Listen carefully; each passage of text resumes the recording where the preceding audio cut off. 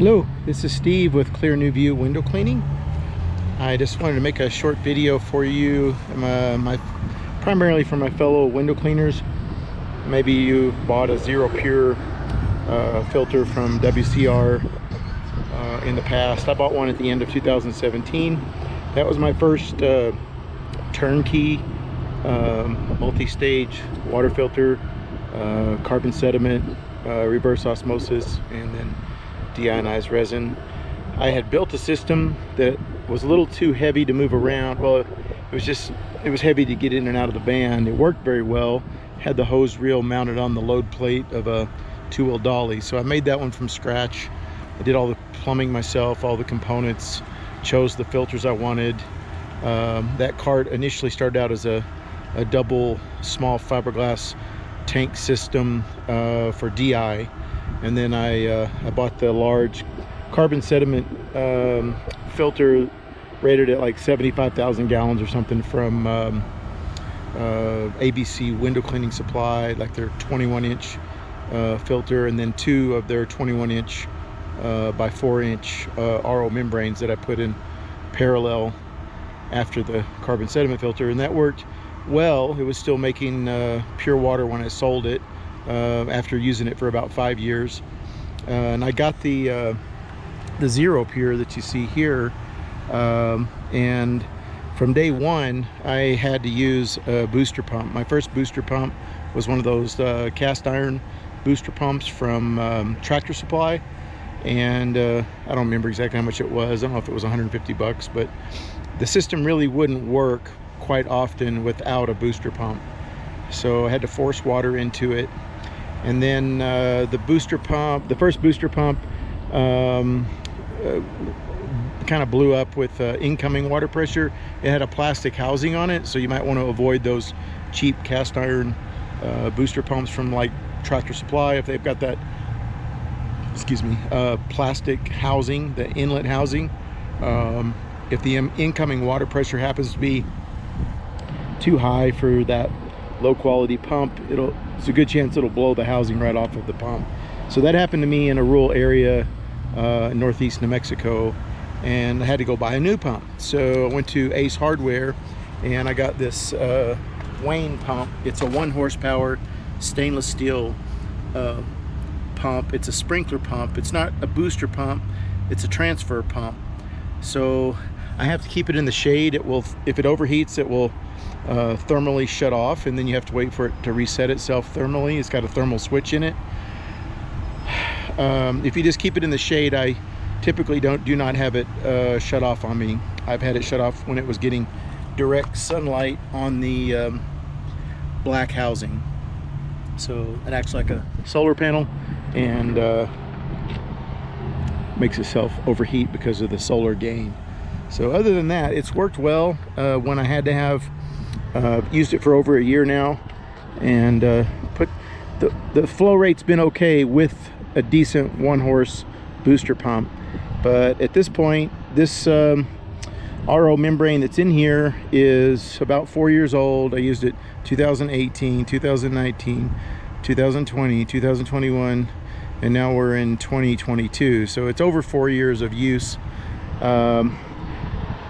I stay pretty busy in the cleaning season, like spring, summer, fall. I'm not real busy in the winter. I could be busier in the winter if I had a heated system, which I have had in the past.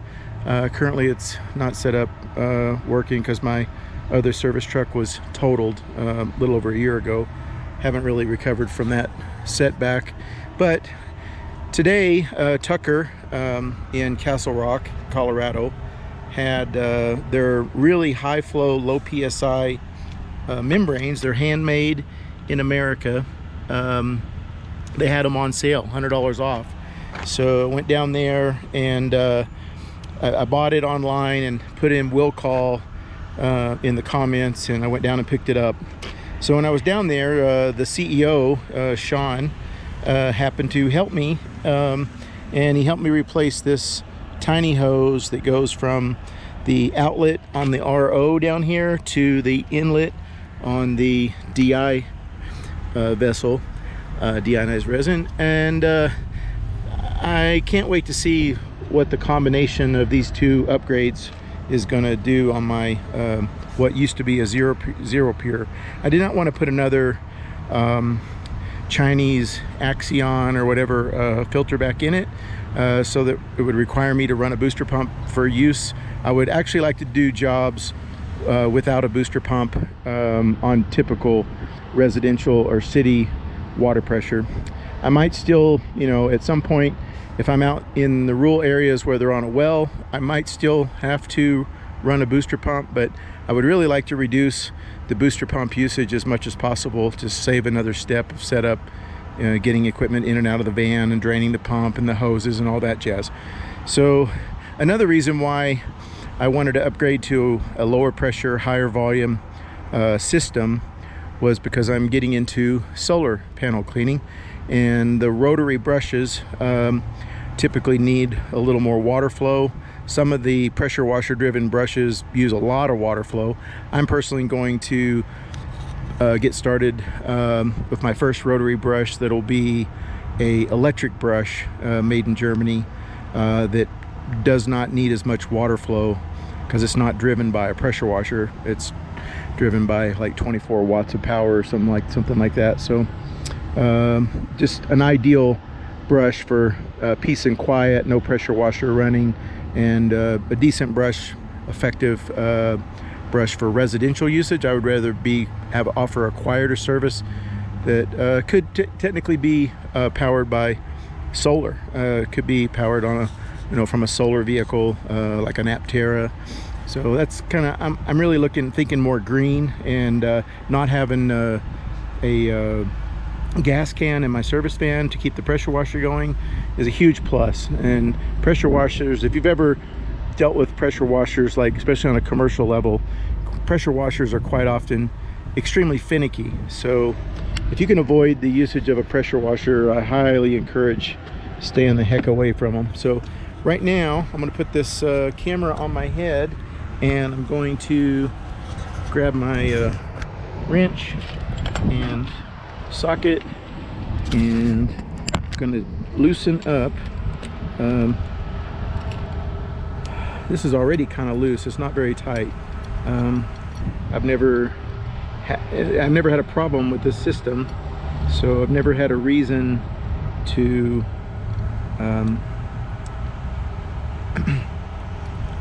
be concerned about how tight this was. I don't know if it was always that loose, but it seemed pretty loose. I barely put a wrench on it, and everything was just loose. So it's probably gonna fall. I'm gonna set that there, set this here. Okay.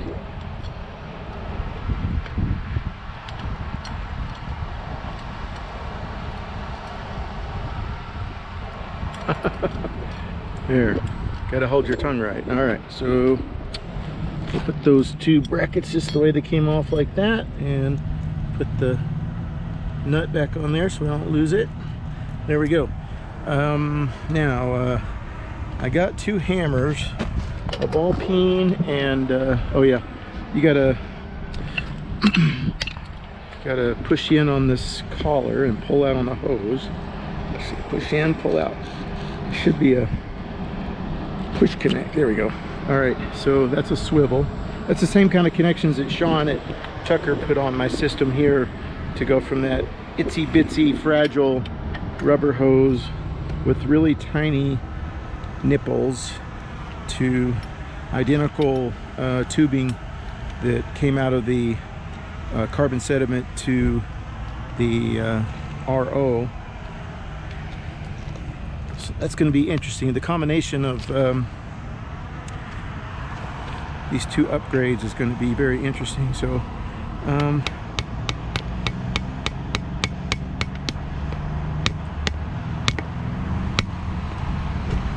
let's work our way around the edge here.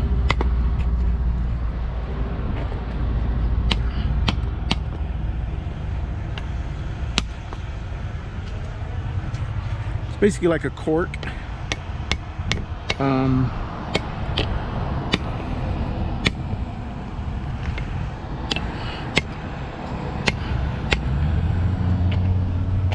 like a bung.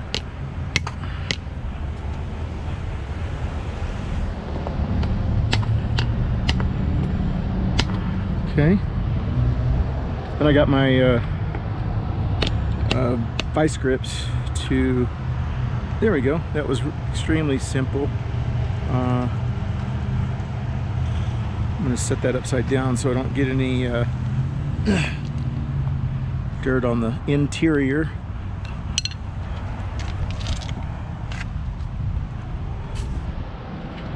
Then I'm supposed to get a hold of this guy. I got a pair of vice grips.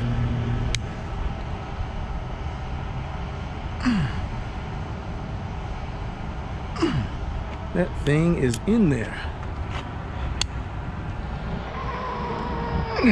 Good God.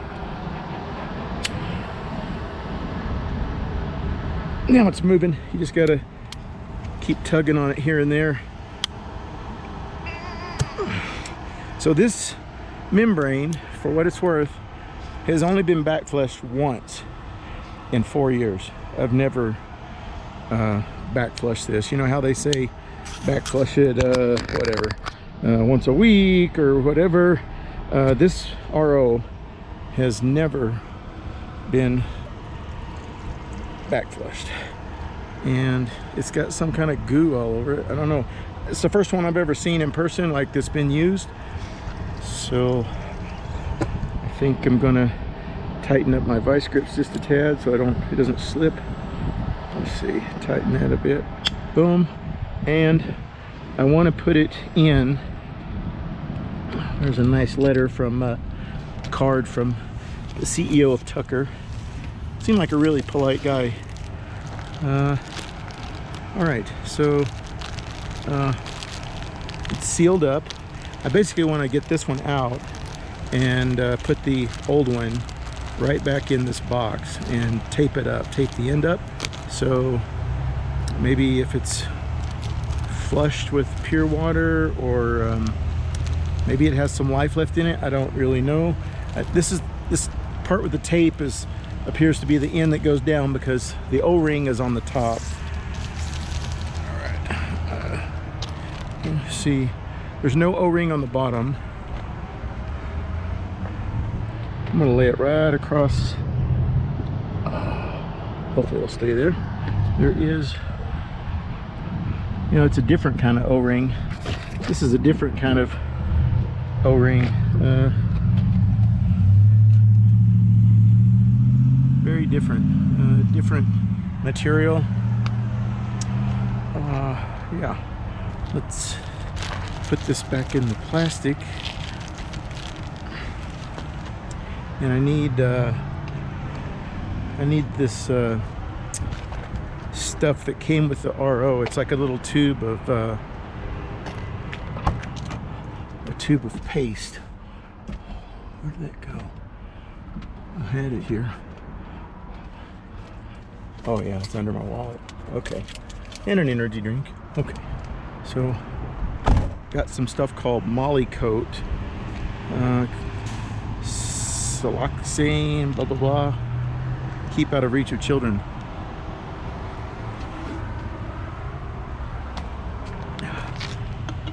Okay, so that's probably where we're going to put